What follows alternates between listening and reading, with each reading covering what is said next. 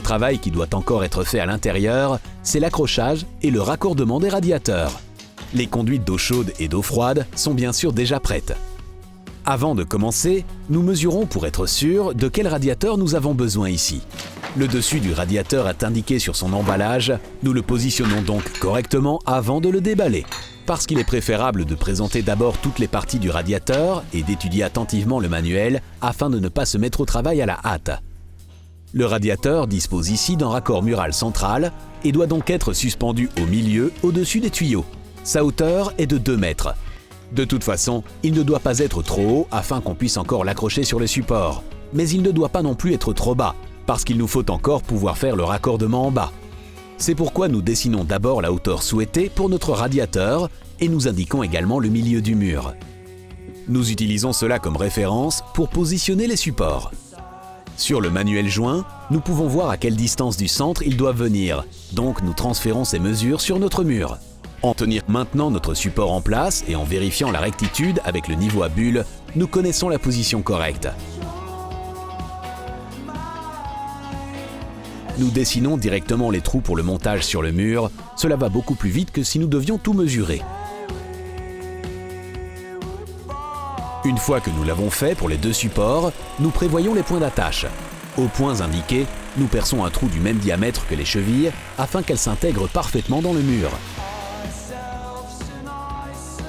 Ensuite, nous pouvons visser les fixations dans le mur avec des écrous M8. Utilisez également des rondelles afin que l'ensemble soit plus fermement serré.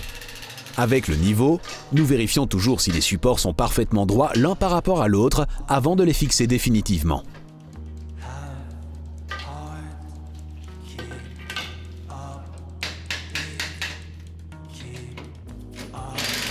Maintenant, nous allons connecter le bloc inférieur. En principe, vous pouvez aussi d'abord accrocher le radiateur et connecter le bloc inférieur après.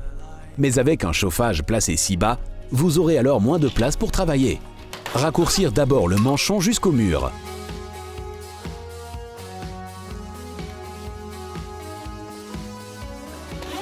Sur le manuel, vous pouvez maintenant voir jusqu'où vous devez aller du mur au bloc inférieur. Pour nous, c'est un bon 8 cm, alors nous raccourcissons notre tube Alpex à cette longueur.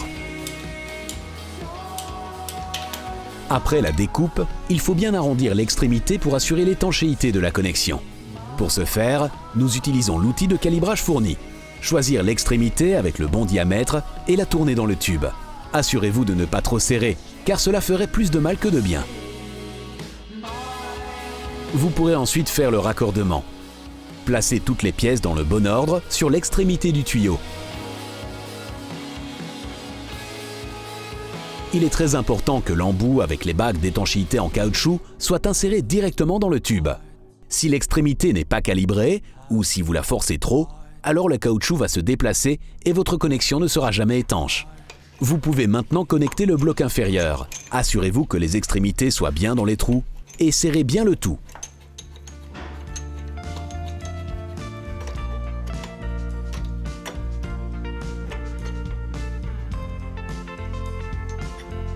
Vérifiez ensuite si votre bloc inférieur est à la bonne distance du mur.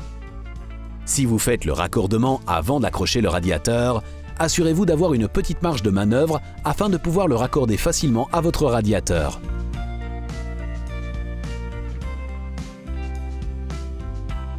Nous fermons toujours le robinet pour qu'il n'y ait pas d'eau qui jaillisse. Dès qu'on veut mettre la pression sur le radiateur, on le rouvre.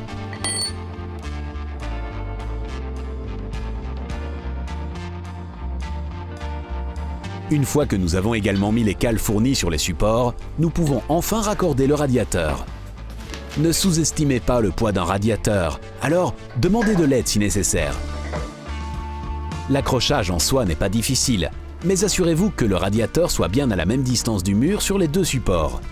Vous pouvez le faire en comptant les dents sur le support, car il est bien sûr nécessaire que votre chauffage soit droit. C'est non seulement plus beau visuellement, mais c'est aussi nécessaire pour un bon fonctionnement. S'il n'est pas complètement de niveau, il ne sera pas bien ventilé et chauffé et fera aussi du bruit. Lorsque les attaches sont bien serrées sur les rails, il faut aussi mettre les purgeurs d'air et les couvre-joints sur l'appareil, car il y a 4 ouvertures sur chaque radiateur. Le purgeur d'air, reconnaissable dans notre cas par sa couleur blanche, doit être placé en diagonale aussi loin que possible de l'alimentation. Dans le cas d'une connexion centrale, c'est en haut à gauche ou en haut à droite. Par exemple, si votre connexion se trouve en bas à gauche, vous pouvez brancher le purgeur d'air en haut à droite. Les autres ouvertures sont fermées par un bouchon. Ils sont tous munis d'une bague d'étanchéité en caoutchouc. Il n'y a donc pas besoin d'un cordon d'étanchéité supplémentaire.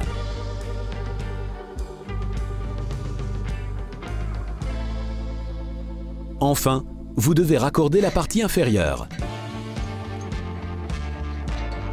Enlevez les capuchons de votre radiateur et posez le bloc inférieur sur le dessus.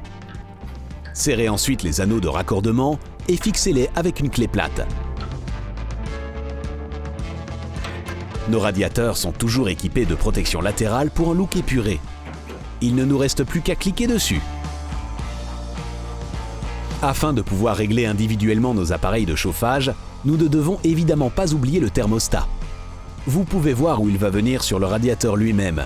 C'est là où arrive un tube près de l'ouverture. Si le raccordement se trouve en haut à droite, comme dans notre cas, vous n'avez d'autre choix que d'insérer le purgeur d'air de l'autre côté. Avant de pouvoir raccorder le bouton du thermostat, vous devez visser l'insert du radiateur dans l'ouverture. Grâce à ce mécanisme, vous pourrez utiliser votre valve pour régler le débit, c'est-à-dire la quantité d'eau qui entre dans votre radiateur, et donc aussi pour déterminer la température. Ensuite, vissez le bouton du thermostat. Ne jamais serrer le bouton avec une pince, il suffit de le serrer à la main. Ouvrez ensuite la tête pour que votre circuit ne soit pas fermé.